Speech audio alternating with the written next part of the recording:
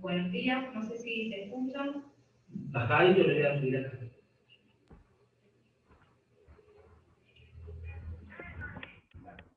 Bueno, darles la bienvenida. Nos parece re importante poder encontrarnos hoy en la virtualidad, porque no nos queda otra, pero para poder discutir este proyecto de ley, casi este boceto de proyecto de ley, casi impuesto, digamos, por el gobierno de Suárez y el director general de escuela, Tomás, que es indispensable poder debatir y permitir, digamos, y no permitir que esto avance. Agradecerle acá el aporte a cada compañero desde su espacio, que también nos lleva a reflexionar la necesidad de poder encontrarnos más seguido, estudiantes y docentes. Mi participación acá parte de la defensa de la educación pública. Nosotros venimos luchando hace un montón, pero principalmente de 4 años de macrismo. Quería desfinanciar nuestra universidad, nuestra educación, y que tuvimos 4 años donde los estudiantes salimos a la calle a defender con todo el cuerpo esta educación, porque entendíamos que era una puerta de salida y que aquello que venimos luchando hace tantos años por el ingreso irrestricto, que si bien está en ciertas instituciones, pero también, digamos, la permanencia. Puedo decir aquella vez que tomamos el rectorado, las facultades, que se tomaron muchas universidades a nivel nacional simultáneamente, aquellos estudiantes y estudiantas de la secundaria que tomaron los colegios, y que también hace muy poquito se organizaron los secundarios para visibilizar las condiciones en las que se encontraban cursando en las escuelas,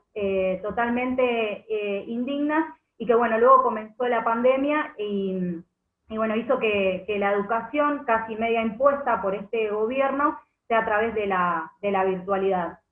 En defensa de la educación pública para acceder, pero para permanecer, para egresarse y poder ser profesionales, ¿no? Al servicio del pueblo, o acá como muchos de mis compañeras y compañeros que ya son docentes.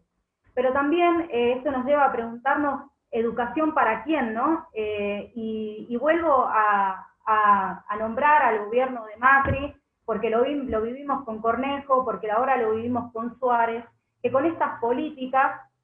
elitistas, estas políticas donde la meritocracia era la abanderada, que hacía que muchos pibas y pibes tuviéramos que pensarnos si podíamos continuar estudiando o no. Y no me refiero solamente a la universidad, sino a los diferentes niveles educativos, las pibas y los pibes que no tenían qué comer en sus casas, sin embargo los padres hacían el esfuerzo para mandarlos a la escuela, los pibes y las pibas de los secundarios, donde quizás tenían que salir a trabajar para poder llevar plata a la casa, o que nos quedaban los hermanitos a cuidado de ellos, y los pibes y las pibas en la universidad, que también teníamos que optar si seguir o no cursando, porque se nos presentaba uno de los problemas más grandes, que es lo económico. Entonces, salir a laburar y después como postergar nuestro proyecto más lindo, porque pareciera re exagerado, pero tener algo a nuestro nombre, como el título, es muy importante. Hoy, entendiendo la situación en la que nos encontramos los jóvenes, somos los más precarizados acá en la provincia, y que ese proyecto lleno de contenido simbólico, emocional, es tan importante para poder lograrlo.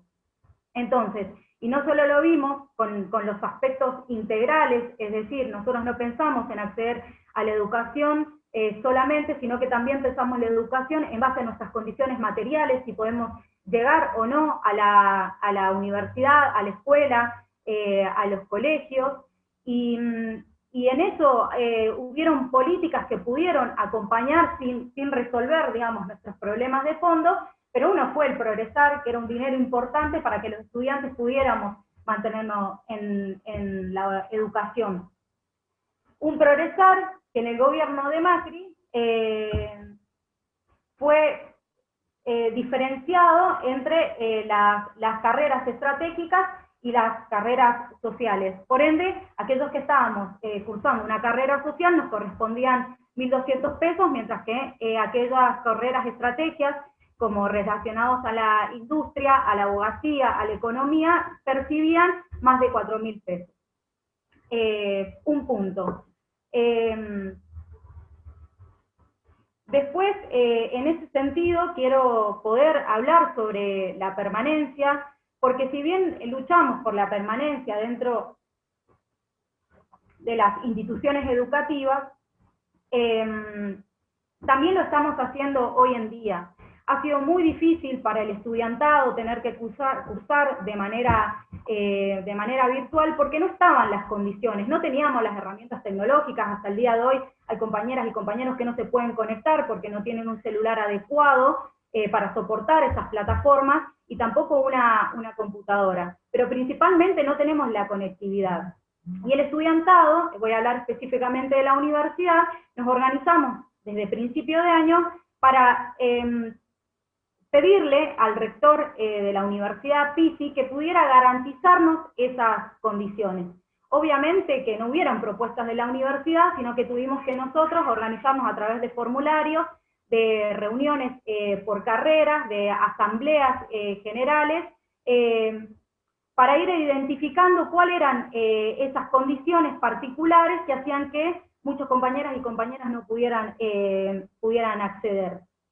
Entonces esa permanencia que hoy hablamos no nos la garantizaron en la presencialidad, pero tampoco en la virtualidad. Y hoy tenemos que lamentar que a estas alturas del año, recién en junio, nos pudieron otorgar una beca de conectividad de 500 pesos, que si bien no es un monto que alcance para un mes, pero logramos arrancar, que no podríamos estar hablando de esto, sino simplemente estar contentos porque las responsabilidades políticas se toman, pero fue así como lo logramos, y que hasta fue en junio donde empezamos a cobrar esa beca, que no fue para toda la universidad, fue para un grupo que logró organizarse. Y me parece que es muy difícil,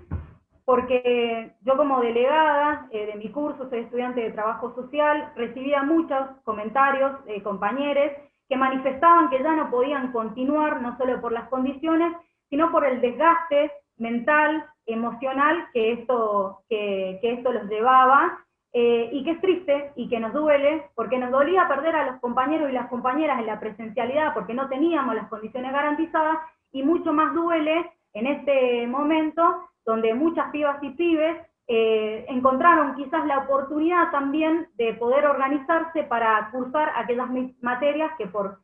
trabajo o ciertas condiciones no podían. Como también teníamos que lamentar las pibas y los pibes que tenían que abandonar la educación, por eso mismo, porque no era una prioridad, o esto intentaba el gobierno que no lo sea.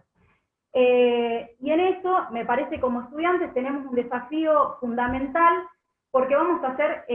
futuros profesionales. Y este proyecto de ley impuesto por este gobierno, que si bien la discusión se pateó, me parece que nos da ventaja para poder discutir entre toda la comunidad educativa, como decía Alberto, qué tipo de proyecto queremos y cuál es el que necesitamos, basado en las necesidades de nuestro pueblo. Hoy nos empujaron a tener que debatirlo en un contexto tan complejo de pandemia, que los sufrimientos del pueblo se profundizaron, y que hay una crisis económica en la provincia donde tenemos quizás más del 50% de pobres. Una realidad que duele, un evento extraordinario, muy nuevo, un escenario que la verdad que no imaginábamos, y que encima, preocupados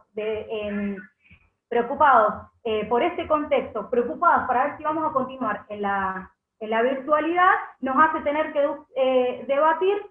debatir, ¿no? Porque ni siquiera fue convocado la comunidad educativa, sino aquellos agentes y actores sociales que entendemos que es necesario poder seguir defendiendo la educación pública.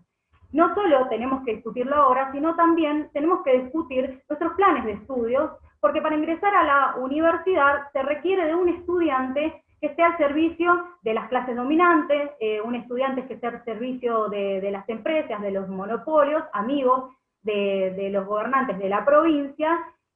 lo cual nos aleja totalmente de las realidades y de la realidad concreta del pueblo mendocino. Y es un debate político, ideológico, que es necesario darlo, es necesario poder sentarnos a discutir, y que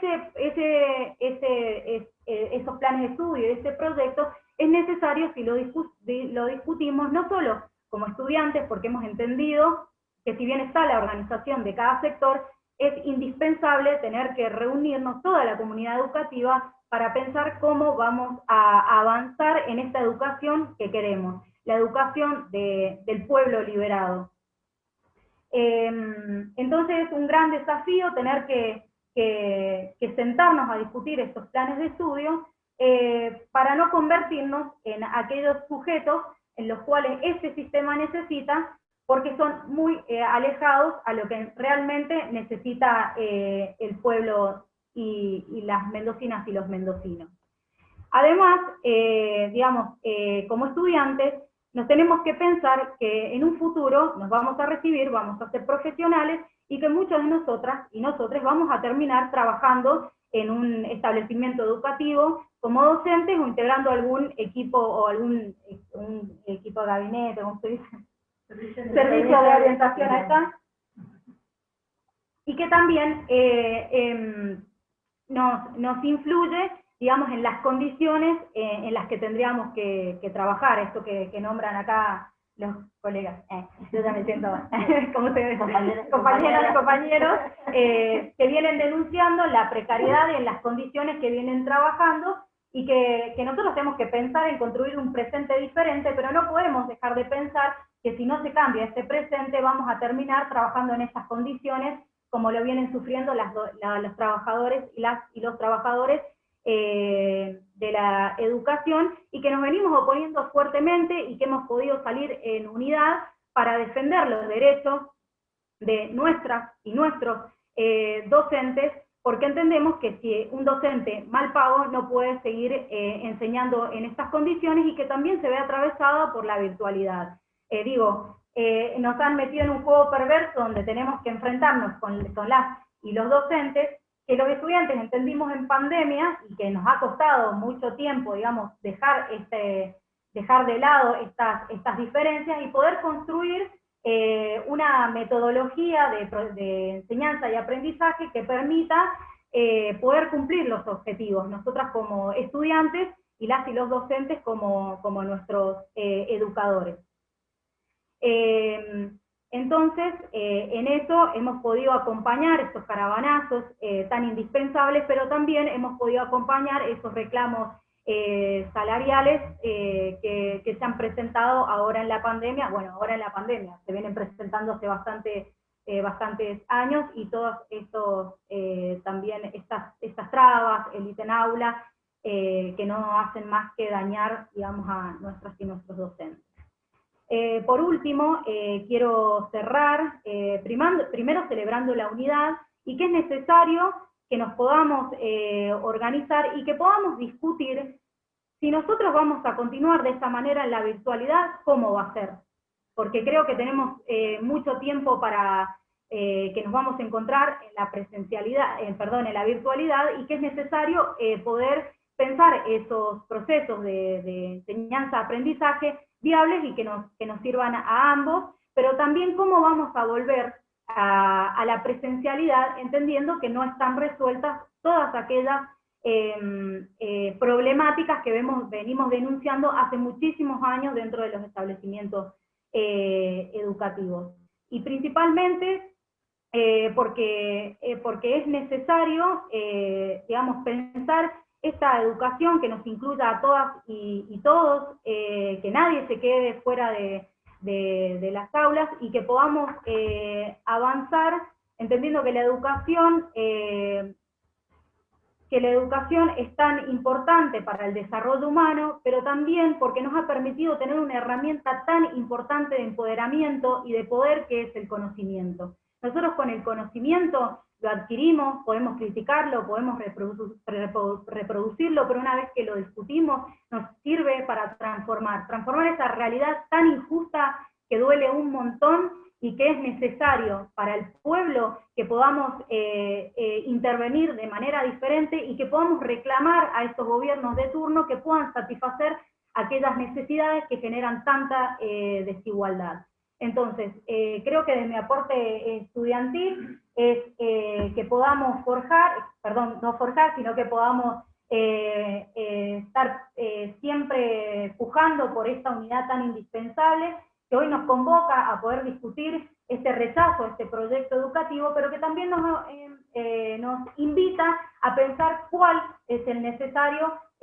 para nuestro pueblo. Así que, bueno, ese es mi pequeño aporte, y bueno, agradecerle acá a la mesa y agradecerles a ustedes por estar conectados hoy en día. Agrupación Verde, 4 de abril. Trabajadores y trabajadoras de la educación de Mendoza, Azul y Blanca Nacional.